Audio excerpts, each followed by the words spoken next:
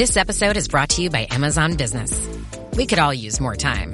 Amazon Business offers smart business buying solutions, so you can spend more time growing your business and less time doing the admin. I can see why they call it smart.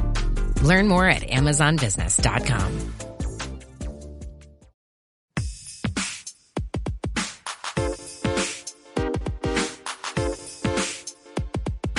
Welcome to From Dorms to Desks, job hunting tips for those early in their careers. A podcast brought to you by College Recruiter job search site, which believes that every student and recent grad deserves a great career, and hosted by Work Defined.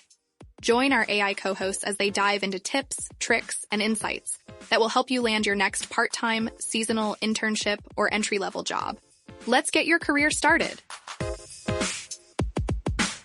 Hey there, and welcome back. Today we're diving into a listener request, all about navigating the job market when you're feeling a little late on experience. Oh. They sent in this College Recruiter YouTube video, and it's chock full of insights. So let's get right into it. Sounds like a familiar feeling for many of us starting out. Definitely. The video kicks off with the classic experience is key statement, but Yep. I'm curious, is it really all about the years on the job? It feels like there's got to be more to it. Right. It's not as simple as just counting years. Employers look at experience as a way to minimize different types of risks. Think about it. Bringing someone new on board always involves financial investment, time spent training, and even potential disruption to the team's workflow. So experience shows them they're not taking a huge gamble. Exactly. If you've held similar roles before, it demonstrates you can handle the workload, meet deadlines, and navigate a professional environment. That's a big sigh of relief for any hiring manager. Makes sense. Now, there's a part in the video where Bethany Wallace, the host, talks about getting creative with experience, and I'm really intrigued by that. It's a great point. She challenges the traditional definition of experience and encourages listeners to think outside the typical 9-to-5 box. Volunteering for a nonprofit might not directly relate to your target job, but it shows commitment and teamwork, maybe even leadership if you take on a bigger role. She even mentioned things like working in a family business or being part of a campus organization. Honestly, some of my most demanding experiences were those huge group projects in college. Absolutely. Picture yourself explaining that experience to a potential employer. Let's say you organized a fundraiser for your fraternity. You probably had to set goals, manage a budget, and even motivate people who weren't exactly jumping for joy. Okay, that's a good point. I can see how those experiences really do translate into valuable skills. Yeah. So if you listen, take a second and think, what have you done that maybe hasn't been on your resume, but actually showcases some pretty awesome skills? It's all about connecting the dots for the employer. They need to see how those experiences, even those that seem unrelated, actually equipped you for the job at hand. Now, the video also highlights the importance of soft skills, and I feel like that's become a real buzzword lately. Yeah. But what does it actually mean in the context of landing a job? Well, technical skills often get you through the door, but in a competitive market, it's the soft skills that can really set you apart. Think about it. If everyone meets the basic qualifications, it's your personality, communication style, and problem-solving approach that will make you memorable. I can see that. The video specifically mentioned communication and problem-solving skills as being super important. It's making me think, what are my strongest soft skills? How would I even articulate those in an interview? It's a great question, and it's something we should all be considering. And remember, these skills aren't always developed in a professional setting. If you're the one your friends turn to for advice or to mediate disagreements, that's conflict resolution. Always the one planning the group trips. That's organization and planning. That's a really cool way to look at it. It feels like we're giving everyone listening permission to view themselves as more qualified than they initially thought. Exactly. It's about reframing your experiences and understanding their value in different contexts. Okay, now I'm really curious about this last point from the video. Taking initiative. Bethany stresses the value of pursuing extra training and workshops, even if you're still in school or recently graduated. That seems like it could be a game changer. That's where continuous learning comes into play, and it's becoming more and more critical. Okay. The job market is constantly evolving. Technology is changing at lightning speed. Having the right skills today doesn't necessarily mean you'll be set for tomorrow. While I agree that continuous learning is super valuable, wouldn't that be more important for someone already established in their career? Early on, wouldn't it make more sense to focus on just getting your foot in the door? That's a great point, and it's definitely tempting to think that way. But showing that you're already taking the initiative to learn new skills, demonstrates adaptability and a hunger for knowledge. Those are qualities any employer would find appealing, regardless of your experience level. Plus, think about the practical side of things. You can tailor your learning to fill specific gaps in your skill set, whether that's through community college courses, online platforms, or even free workshops at the library. There are so many resources available. So it's almost like a preemptive strike. You're anticipating what employers might be looking for and equipping yourself with those skills before they even ask. Exactly. It shows foresight and a willingness to invest in your own growth, which are both incredibly attractive qualities to potential employers. And it makes me think about all the resources out there that I haven't even considered. I'm going to need to check out some of those free workshops myself. I'm with you on that. Now, shifting gears a bit, something that struck me about this video is its focus on traditional employment. But with the rise of the gig economy, freelancing, and entrepreneurship, I wonder how these tips might translate to those less conventional paths. That's an excellent point. While the video targets landing that first official job, the principles seem pretty universal. Right. I mean, even if you're your own boss, you're still working with clients, managing projects, and potentially building a team. Absolutely. In those environments, demonstrating experience, showcasing your soft skills, and a commitment to learning are arguably even more crucial. You're essentially a one-person show, so you need to wear multiple hats and be incredibly adaptable. That makes a lot of sense. So for someone who's interested in freelancing or starting their own business, what would getting creative with experience look like? It's a great question. Think about building a portfolio that showcases your skills, even if those projects were done independently.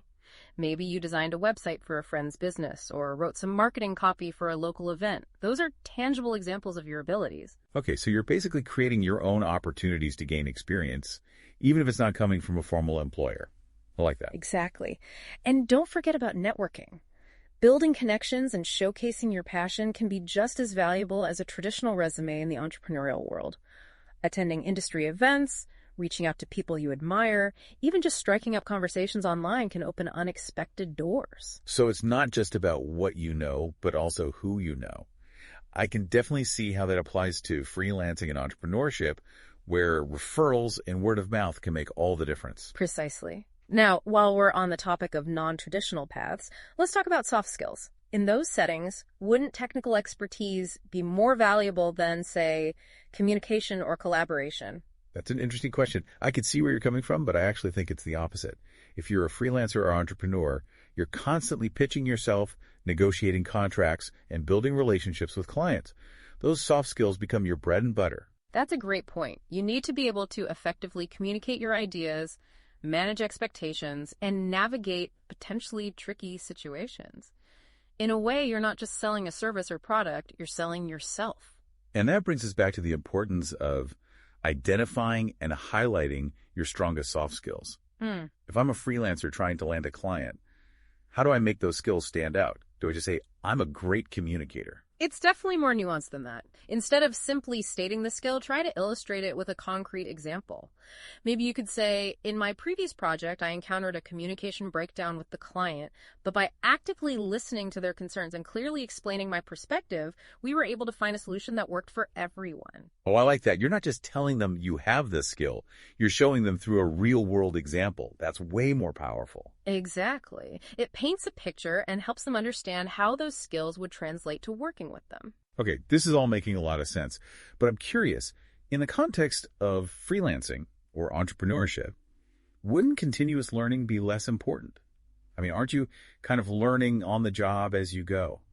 There's definitely a lot of learning on the fly, but I think continuous learning is even more crucial in these spaces. You're constantly having to adapt to new technologies, market trends, and client demands.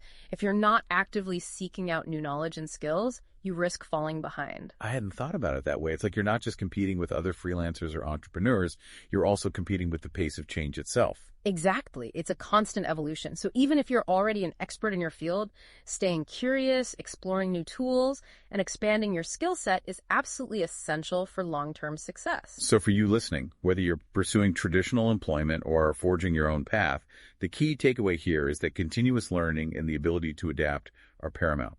And don't underestimate the power of reframing your experiences.